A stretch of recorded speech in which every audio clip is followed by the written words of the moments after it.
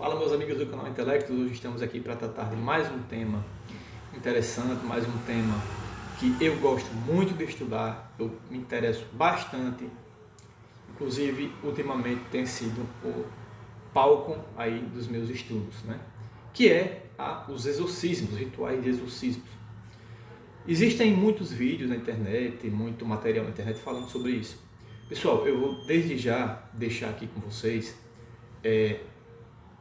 a minha opinião sobre os exorcismos, tá bom?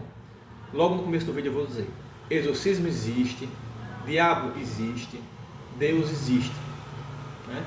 Existe o lado bom e existe o lado ruim. Se você acredita em Deus, você acredita no diabo.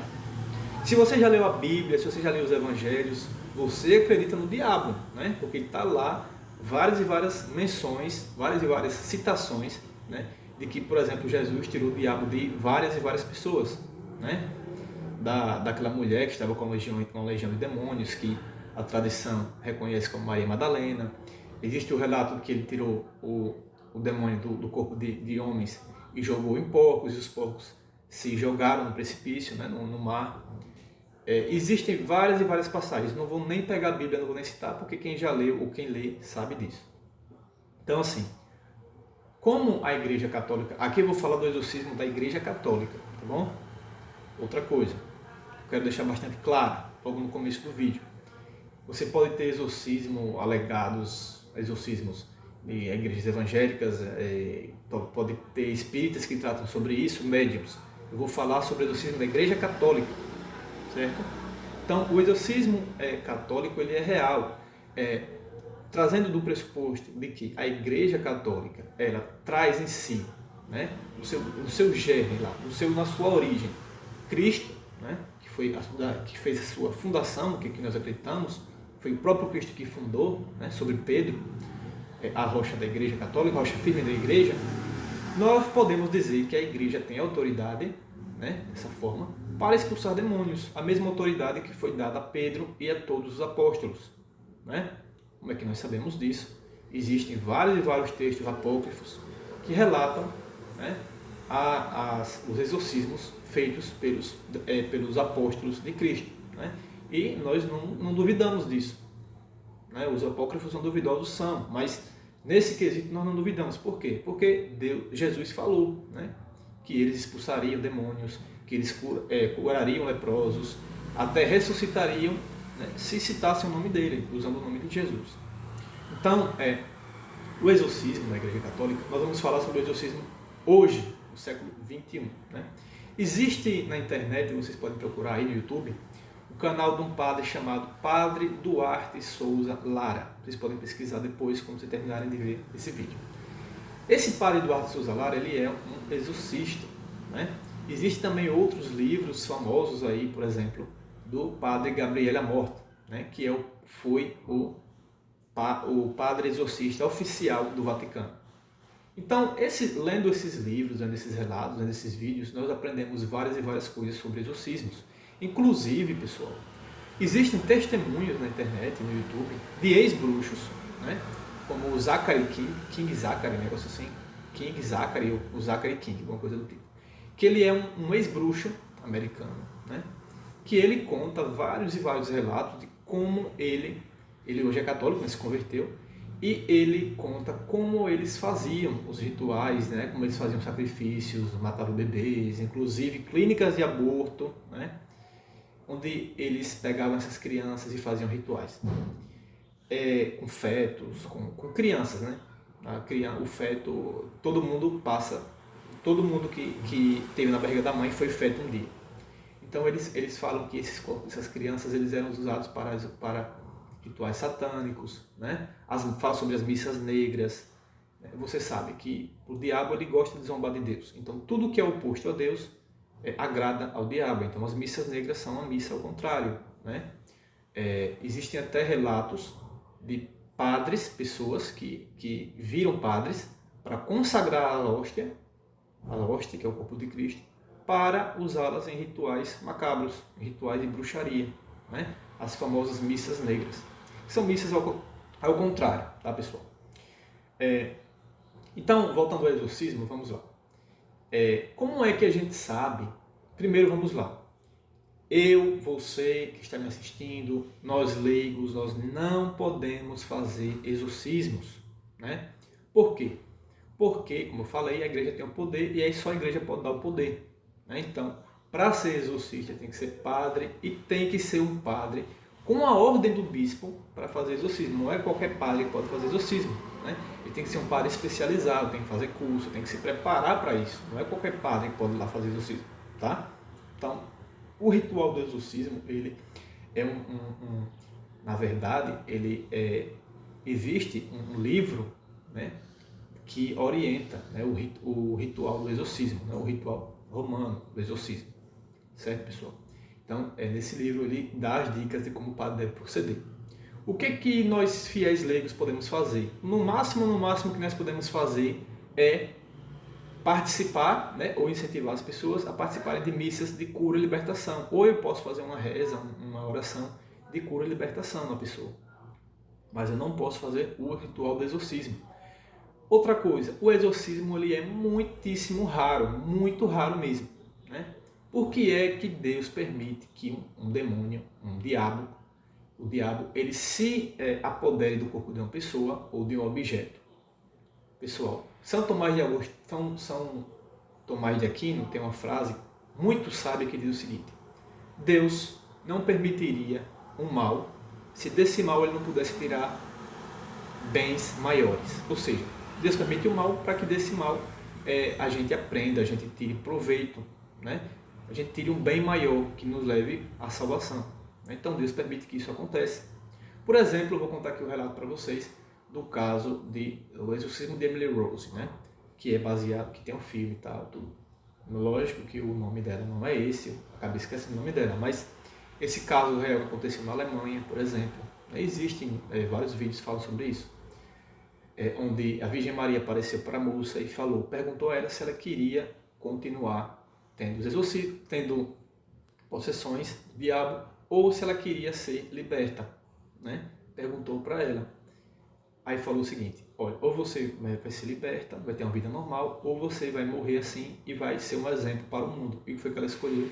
Ela escolheu continuar sendo perturbada pelo demônio. Para quê? Para que assim ela fosse uma mártir, né? Ela morresse e através disso tirasse um bem maior, para que as pessoas vissem que é real, que o demônio existe, que ele está presente em nossas vidas. E assim foi, ela morreu de fome e desidratação, né? De inanição e desidratação, a causa da morte dela. Porém, ela sofreu muito para morrer, né? Porque ela teve várias e várias, se não me engano, mais de 50 sessões de exorcismos com ela, né? Onde ela acabou não aguentando a pressão e falecendo. Então, pessoal, o ritual do exorcismo ele é feito por um padre, um sacerdote católico ordenado, um padre com uma ordem do bispo para aquilo que ele está fazendo, um padre preparado, que tem cursos, que sabe o que está fazendo, né? Primeiramente, pessoal, a Igreja Católica ela recomenda que o exorcismo ele seja feito em último caso. Como assim último caso? Primeiro a pessoa, lógico, tem que passar por um psicólogo, a pessoa tem que passar por um psiquiatra, a pessoa tem que passar por várias e várias consultas clínicas para descartar a questão da própria saúde e poder, através disso, provar que se trata de um fator sobrenatural. E aí como é que o padre ele sabe se aquele caso é um caso legítimo de exorcismo, um caso legítimo de possessão ou não? Ele sabe disso através de vários sinais, né? Por exemplo, a pessoa que ela está com o demônio, que ela está com que o demônio ele toma posse do corpo dela, essa pessoa ela automaticamente perde o controle, né, dos seus membros, das suas ações, das suas faculdades, né, mentais. Então essa pessoa ela pode os sinais clássicos de possessão são glossolalia, né, ela pode falar idiomas que ela não conhece. Por exemplo, uma pessoa que mora no Brasil, fala português, que nunca teve contato com outras culturas, que nunca estudou outro idioma, ela pode falar latim, ela pode falar hebraico, ela pode falar grego, né? Ela pode falar aramaico, né? O idioma, por exemplo, que Jesus falava, ela pode entender, ela pode não falar, mas ela pode entender. O exorcismo pode perguntar em hebraico e ela pode entender, né?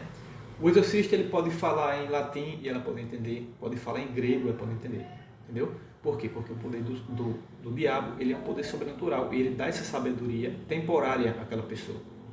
Uma outra coisa que pode denunciar se é um fato legítimo ou não é a força sobrenatural que aquela pessoa passa a ter. Por exemplo, uma garota, uma adolescente, uma menina que 4, 5 homens não conseguem segurar, não conseguem deter ela, né?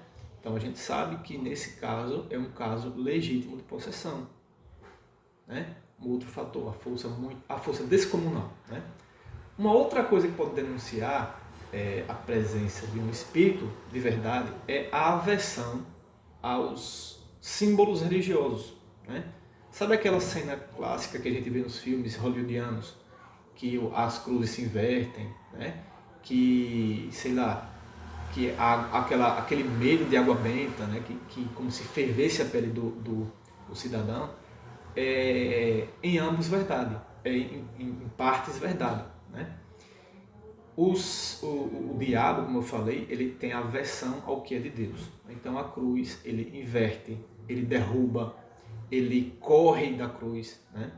Ele tem aquele medo da cruz. A água benta para ele é um martírio, né? Uma coisa assim que ele busca, ele não tem poder sobre isso, né? Quando se fala o nome de Jesus, né?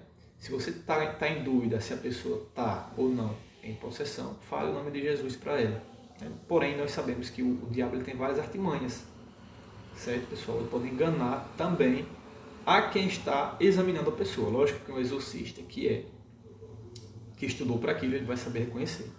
Então existem outros, né? Existem levitação, existem cortes, machucados na pele, assim, do nada, que surgem do nada, né? Você está lá olhando para a pessoa e a pessoa, aquele arranhão, né?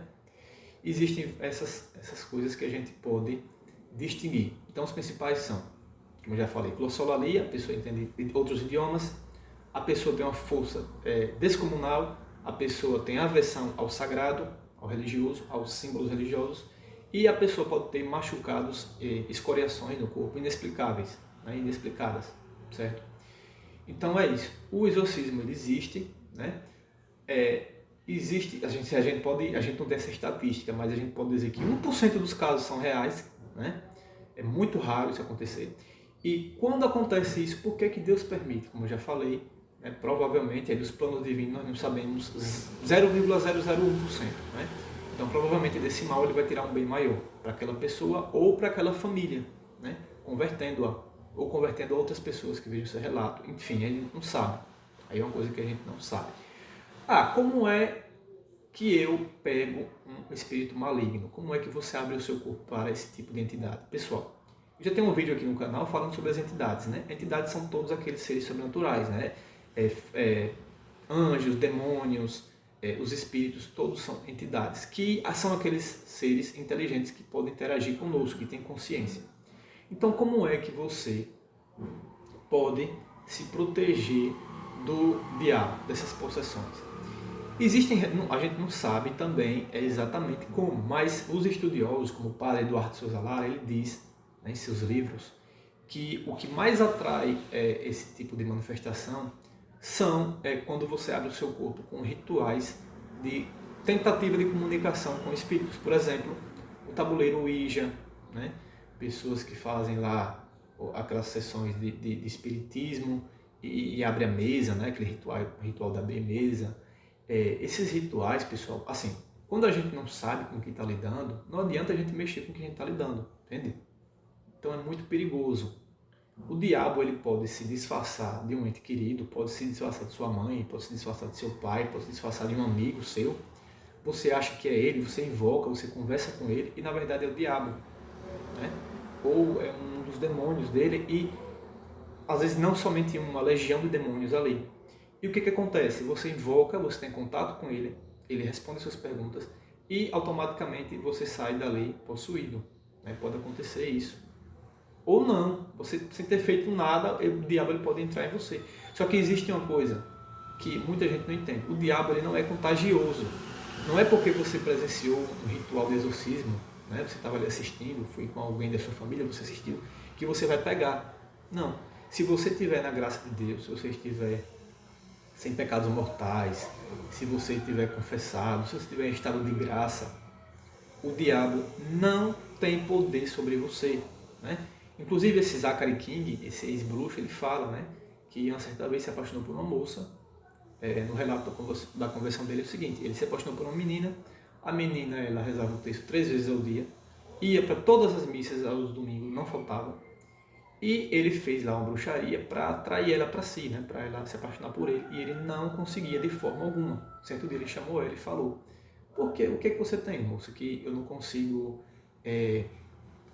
enfeitiçar você, não consigo conquistar você? E ela falou, né, que não conseguia porque ela estava em estado de graça, que ela fazia penitência, fazia jejum, dava esmola, era aquela católica exemplar, né?